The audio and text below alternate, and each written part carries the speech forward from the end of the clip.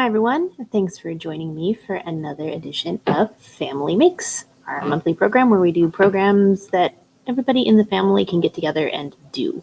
Tonight we're going to be doing some needle felting here on the show. So this is just a demo. We don't have any kits or anything like that, but I'll tell you a few different places that you can pick up needle felting supplies if you get really excited by this project and want to try it out.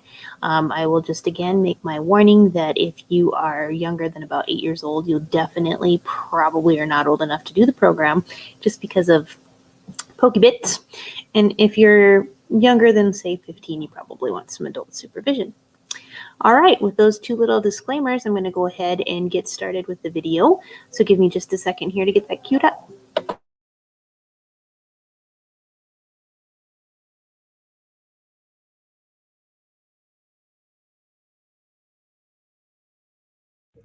Hi everyone, thanks for joining us for Family Makes today. I'm super excited because today we're going to do some needle felting in this project. This is just a demonstration. I don't have any needle felting kits to give out, but we do it a lot here in the Idea Factory because it's so much fun. So once we're able to do in-person programs again, please watch for it because I'll definitely do some more needle felting programs. Before we get started on making our little furry friend here, which today I'm using a dog cookie cutter, I'm going to talk a little bit about what felting is so that you can understand, I think, a tiny bit about what we're going to be doing here. So at its most basic, felting is compacting animal fibers to make them smaller and thicker. It only works with animal fiber, so you can't felt cotton or rayon or linen or anything like that, because animal fiber, here I have a big clump of sheep's wool, has a really cool property to it, and that is like any hair, so even the hair on our heads is made up of little scales. And as the scales interlock with each other, they'll mat up and become really hard to pull out, and that's kind of how felting works. And you can felt animal fiber a lot of different ways. I don't know if you guys have ever had a wool sweater that you accidentally put in the washing machine with hot water, but hot water and agitation causes all the little scales inside of your animal fiber to cook together, become really small, and you'll never be able to pull them apart again. So that's wet felting, and that's something that we can do too. But this is called needle felting, and we've got this needle here. See it right there. It looks like just a regular old sharp pokey needle, but if you see here, look at it real closely, you can see that there's all these little tiny barbs on it. And those little tiny barbs catch the fiber and bind it to itself. So the more we poke the fiber, poke, poke, poke, poke, poke, poke, poke, the tighter it's going to get. So that's how needle felting works. I have this blue piece of foam. It's roughly 2 inches thick. The foam is really, really dense. And that's what I can poke my needle into so that I'm not breaking it by poking it on a hard surface, because I've got to poke it all the way through the felt to get it to felt together.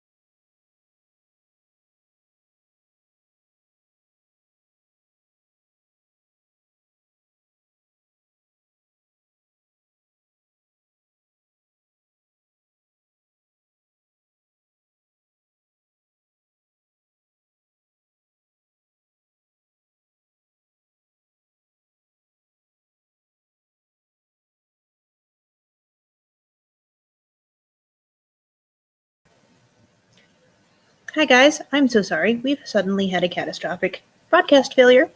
Give me 2 seconds and I'll get the video back up and going.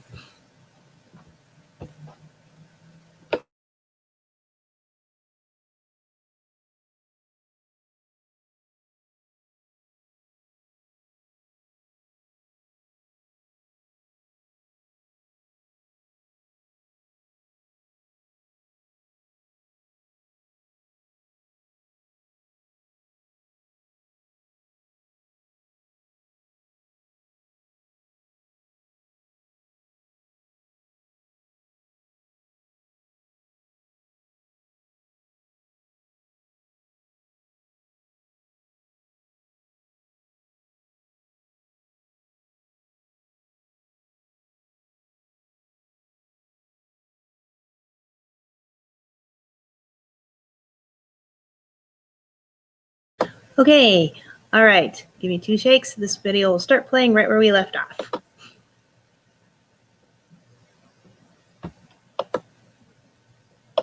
Poke.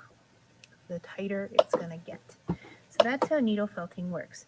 I have this blue piece of foam. It's roughly 2 inches thick. The foam is really, really dense. And that's what I can poke my needle into so that I'm not breaking it by poking it on a hard surface, because I've got to poke it all the way through the felt to get it to felt together. I'm using a cookie cutter today because the cookie cutter is going to give me a form to work into, and it's a really good way to begin to do this project. You can felt freeform as well, which would mean that you just are using the felt in your needle to kind of sculpt like you would clay. It's easy enough to do, but it is definitely a little bit more complicated than using a cookie cutter, so we're going to go ahead and just use the cookie cutter today. You can find felting foams, felting needles, and felting fiber, and this is just sheep's wool with a short, crummy sheep's wool. This is kind of the leftovers from when they shear a sheep to make yarn or any sort of fiber. And so the staple, which is the length of the wool, is real short, and we can't turn it into yarn. So it's really good for needle felting. You can buy this type of wool and the needle felting foams and the felting needles anywhere, really. Like, you can get them at Hobby Lobby, but you can also get them on Amazon. You can get them at any kind of craft store, and you can get them at our local store right across the street here from the library over at Artisan Textiles. They also sell needle felting supplies, as does Collective Pueblo down on the Riverwalk. So you've got a lot of choices and places that you can go do needle felting. Collective Pueblo and Artisan Textiles also offer needle felting classes. So definitely give them a check out if this is something that you think might make you happy. All right, let's go ahead and get started. What I'm going to do is just kind of pack the fiber into my cookie cutter. Ta-da! Just like so. And then I'm going to start going like this. Packing it in there and using my cookie cutter as a form. If you want it to be nice and defined, make sure you get your fiber all into the crevices of your cookie cutter so that you get a nice sharp line. And I haven't been poking this very hard or very long, right? But it's already starting to compact inside of the cutter. And I'm holding it down. I will tell you that if you needle felt for a while, you might poke yourself. It hurts a little bit. It doesn't hurt a lot. It's not going to hurt to the point where you feel like you're severely injured, but you may need a Band-Aid. So just keep that in mind. Anytime that you're working with a pokey object, you could get yourself hurt. So for those of you guys who are a little bit younger watching the video today, if you're doing this at home and you want to try it out, make sure that you have an older person, an older adult, a responsible human being there with you, so that they can help you make good decisions about sharp objects and what you're doing. And they can help you out if for some reason you need to put a Band-Aid on your finger. All right, so you can see already that my little needle felted dog is getting super compacted in there. And like I said, it doesn't take very long. It's kind of nice though, because you can just get out your aggressions really easily, right? You can just pretend that the felt is somebody who's really bothered you this week and stab it a bunch of times. Dang it, Johnny. Why you gotta be so mean? Or whatever it is you gotta do. That's a much healthier way of getting out your aggravations than actually going and finding Johnny and starting some sort of fight, hey? All right, so now I'm working on their head, and I'm going to show you something once I get this all kind of squished down here that's an important thing to know. So as we're poking and stabbing and felting our fibers all together, which is really fun, we are basically getting it completely stuck to the foam underneath us, right? That makes sense. We've been stabbing it with the needle, and the needle's going into the foam, and the needle has a little bit of fiber stuck to it. So yeah, we're definitely sticking it in there. So once we get it into the nice shape we want it to be, and I'm almost here, we're actually going to take the cookie cutter away and pull it up off of the foam and felt the other side. So here we go. For those of you watching far away today, I'm sure that there is a local shop wherever you may be. I know my grandma sometimes watches, and she's in Michigan, and sometimes my friends watch who are in Colorado Springs. I know that there are local shops everywhere that are doing needle felting right now, so just sort of take a little foray onto Google and see if they can tell you, or if not, Amazon, like I said, will do it. So you'll notice that this is all completely nicely inside my cookie cutter. So I'm going to lift my cookie cutter up, and there's my dog. But it is completely stuck onto my felting foam. So I'm going to very carefully pull it up. There's my dog. I'm going to turn him over, and I'm going to felt him on the other side. So this is not very thick. You can make it as thick as you want to. The reason I'm not making it very thick is just for for brevity for the video, so that it takes a lot less time than you would normally put. And if you're concerned about it not fitting into your cookie cutter properly, turn your cookie cutter over and you'll be able to felt. Ouch, got myself. See, that happens. Little blood, no big deal. Moving on. You'll be able to continue to have that nice mold. Here we go.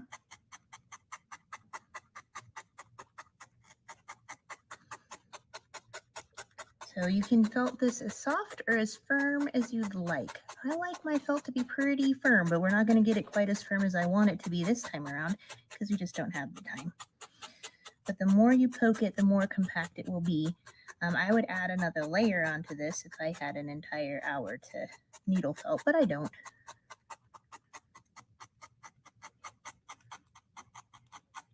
And here we go. So this guy's almost firm enough for me to peel it off of the foam again and then start adding some details. Here he goes. We'll peel him off. It's a little easier to peel off this time. So there's our doggy shape. Ta-da! And so what I'm going to do is I'm going to add a nose. So I have some black fiber and some pink fiber. I think I'm going to make my dog's nose black today.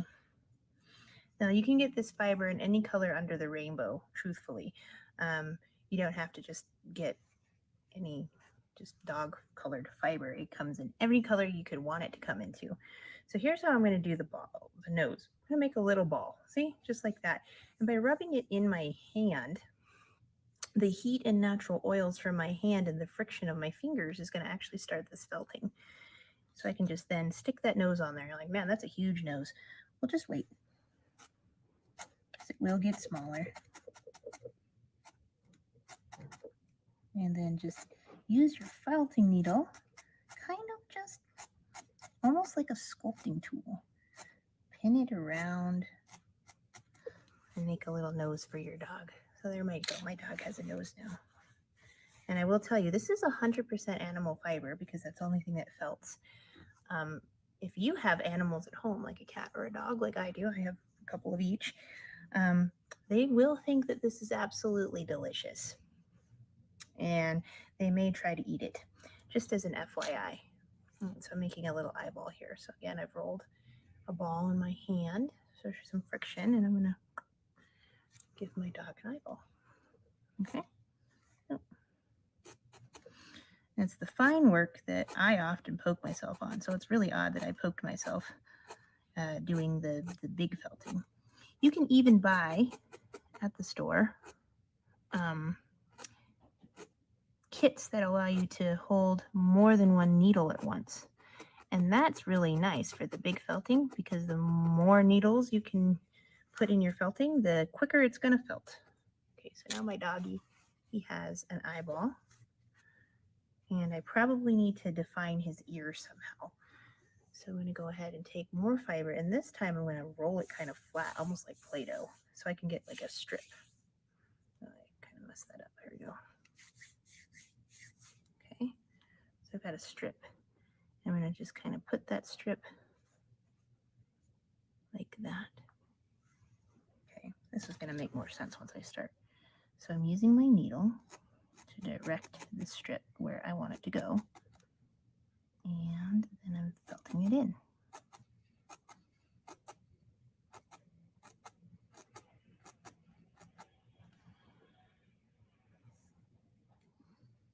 Mm-hmm.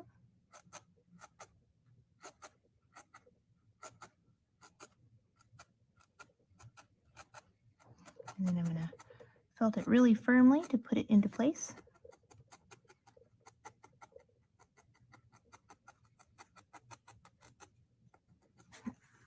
And now my dog has an ear. Aha! Awesome. I think last but not least, I might want to give my dog a little collar. So I'm going to go and get some blue felt, and we'll make my dog a collar. Same way we did the ear.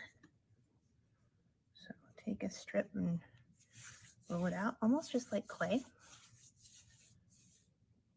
Lay it across there. And this part, even don't worry about that. We'll take that off later. The one thing you don't want to do when you're needle felting, if at all possible, is cut it, because we need the fibers to stay long and rough so that it'll stick. Because if you cut it, you're going to have a really sharp, blunt end to your fibers, and that does not make for good felting. So just as an FYI, do not cut your fiber unless you absolutely have to, like you just can't pull it apart, or there's just a weird thing that you're not able to get off any other way. This one I'll just turn around and tuck it around the backside and felt it in there. See?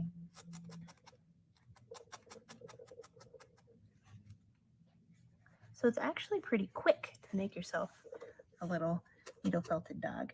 So just to kind of define it up, I'm going to push some fiber around and make it a little bit firmer, because he has a tail, but you can hardly even see it. So let's make its tail a little bit more obvious. And I'm doing that by pushing the fiber with my needle and then felting it in, so that my friend here, you can see his tail. I'll do that with like this fuzzy part here on the back.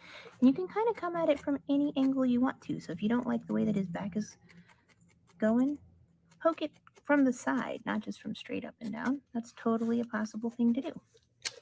All right. I think I only need to add one more thing to this dog, and that's to let us know that he does in fact have a back leg. All right. So we're going to take some more felt. We're going to roll it out into a long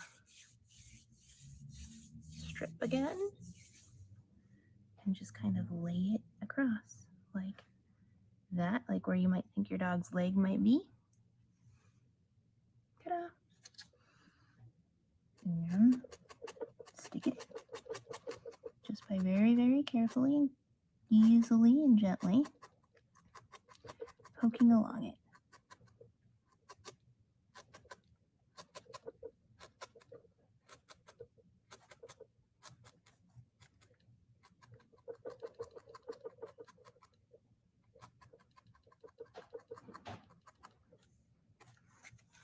Turn it over. I'm just going to tuck that guy back in the back just like I did the collar.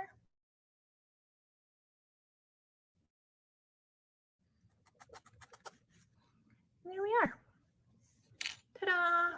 Now I've made myself a little furry friend that I can take home. And it's really true because it's made out of animal foam. All right, guys, thanks for joining me today. If you are really interested in this or you would like to try it out for yourself, come by the main library, stop by and see me, and we'll see what we can do. Definitely we'll be having felting programs in the future. And, you know, it's very easy for anybody to do as long as you're probably, I wouldn't say like a preschooler, but maybe a 7 or 8-year-old, all the way up to a 99-year-old can do this fun felt. So I hope you guys try it out. All right. Until I get to see you next time, stay safe, stay healthy, and keep making. Have a great day, guys. Bye.